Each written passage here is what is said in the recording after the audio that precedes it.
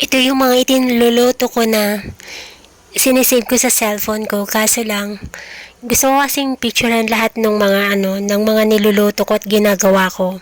Lalo na pag magaganda yung presentation na nangyayari.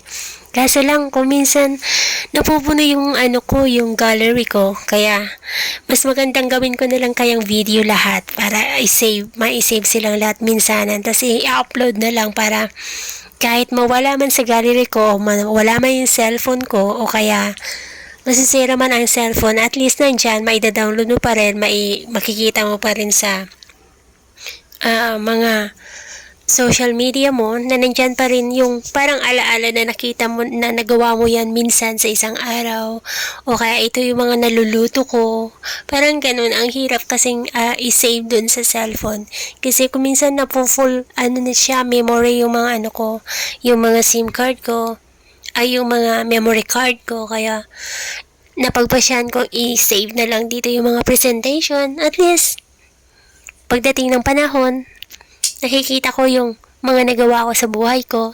May maganda rin, may katamtaman lang. At least, nakita mo yung niluluto mo, meron kang nagawa na maganda.